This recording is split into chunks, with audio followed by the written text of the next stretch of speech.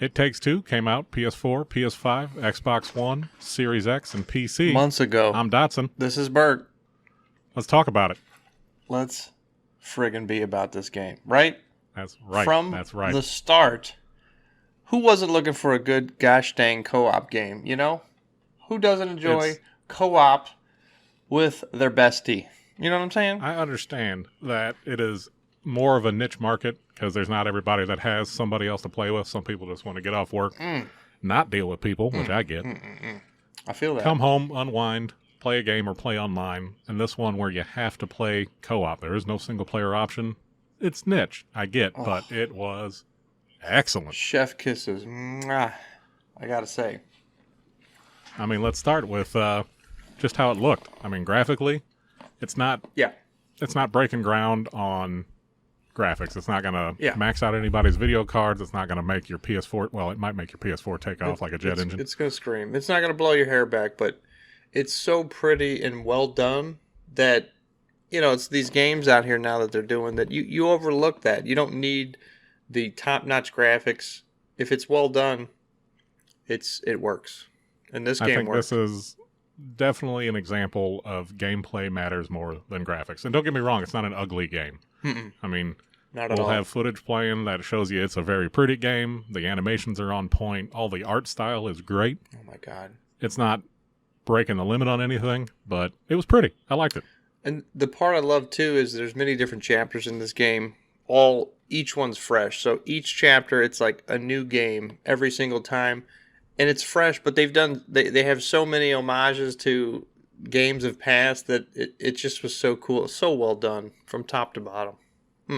Yeah, and the gameplay is obviously the most important part of it. You and I have been playing games together for over a decade, well over a decade now. You run into some co-op games like Army of Two that have the same hook over and over and over. You get to a point you guys can lift each other up over a wall. That's about the only co-op. This game, much like A Way Out was, is made to where both of you have a unique ability. And that ability changes every chapter, which was great to change it up and not just have 12 to 15 hours of the same abilities. Oh, would have got so stale. Yeah, so changing it up and getting the new abilities to where both of you have to contribute. It's not one guy carrying the other. It's teamwork all the way through. It was a great co-op experience. Yep. Yeah, and the abilities complement each other so well, too. Again, I can't. And there's so many different abilities too. I mean, you go through the different chapters and you're going. It's like you're playing different games almost. Yep. You know, you got over the top Diablo style dungeon crawlers. You have third person shooters. You have puzzle games. You have Portal-esque games. You have some music games in there. I mean, there's so many, not just mini games, but different chapters and different ways to experience the game. It was amazing.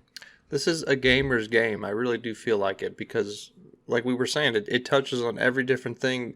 There's going to be something in here that you like and love. And I think there's also aspects of this game that are not part of the story, but there's just so many things you can do in here. Like, you can ramp a car off a toy ramp and hit it through a loop. I mean, come on. Or like we did the first time, send the other guy to their death immediately, or run them over with the car. Or jump into the ball pit because you thought that's where you should be. Because that's. It looks soft. Who doesn't like ball pits, right? It was a great gameplay experience. Story wise, I don't know. It's a story about divorce and keeping people together that is progressed and narrated by a book that I found extremely annoying. And see, for me, the book, while a bit cringy, he could be a little bit over the top. I didn't hate it. I really didn't hate it. And the game, maybe it was the gameplay that was pulling through that I could get past it, but I didn't hate the book that much. But yeah, I will agree with you. The story wise, who's the target audience here? Is it kids? Is it adults? Because we got a kid. Kids talking about, hey, your parents are going to get divorced. You know, right?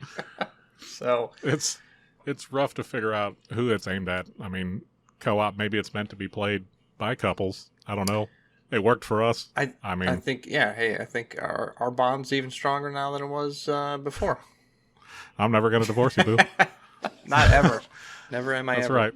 And I think that's a big important part of the game, and what lends into the enjoyment of it is who you're playing with. Yep. If you're gonna get this game, keep in mind that it is co-op only. There is no single player way to play it.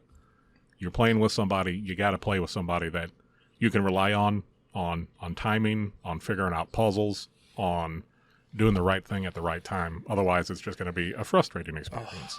And you might play this with your significant other, unlike the game, and you might get divorced. Or maybe like the game, you might get divorced because you're playing this and you're like, I hate this person because they are terrible. After I finished with you, I enjoyed the game so much I was willing to play through it again. And a great thing about the game is once you buy it, the person who purchases it can invite another to play along with them. So it's one purchase for both people. And at $40 when it came out, it was a wonderful price. But I was like, hey, it's no investment. It's a good co-op game. I'll play with another member of my family. I invited him on to play. He didn't dig it as much. The experience wasn't as great.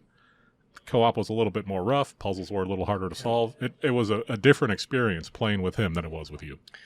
And I do like these games now that are doing this, where one person can buy it, and the other person can play. Because being a co-op game, what's the point of buying it twice? You're never going to... You may not be a person that has somebody else. So to have one person that can buy it and the other person play it is... I love that they did that. Yeah, I think they did a great job with this. And they did the same with A Way Out. And I wouldn't have experienced A Way Out if it wasn't for that. Yep. That was not one that I was looking forward to jumping into and buying.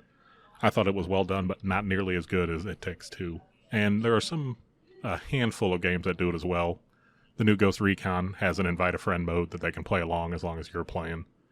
All the Dark Picture anthologies, which we also love playing co-op on, they have that same, invite one guy, play once, and it makes the co-op experience a lot better because if you have two people, you both have the same game, there's no excuse not to play it. And then with something like this, you get in it and you're hooked immediately. And I think we finished it in 2 sessions because each session we ended up playing for 6 hours and only had to stop because of other responsibilities coming up. Right, life be interfering with this gaming right now, and I ain't about that. It'd be like that sometimes. But again, to touch back on that, I think it does depend on the person you're playing with. The experience that you're going to have with this game, I think you're still going to enjoy it, but you could enjoy it a whole lot more if you're playing with someone who's a competent gamer, I should say. Yeah, gameplay is good. It's better with somebody who's good at gameplay. Yep. And then audio-wise, I mean, all the small mini games, all the random sounds you have when you're in a tree with squirrels, or whether you're out in the garden flying through plants, or it was well done. Playing a mini game and a clock. I think all the sounds are on point. Again, nothing phenomenal that I'd go out of my way to talk to people about, like certain other games, but all was solid and on point. Nothing like a Hell Let Loose, are you saying, sound-wise? That I've not played something yet. Like Hell Let Loose, where if you put on headphones, you might as well just clock me out for an hour because I'm just lost in the sound. Nothing like that. Losing all blood in your head, huh? That good? Yeah, it's definitely flown somewhere else at that time. It was good, but nothing spectacular, nothing special. I'd agree. Gameplay over top. Gameplay was definitely what made this game over visuals and audio. If you're in it just for fidelity of audio or fidelity of looks, maybe not your game. If you're looking for a great game to play with somebody else, this is the one I would recommend over anything else right now. I'd agree. So, with that said, what review do you give it?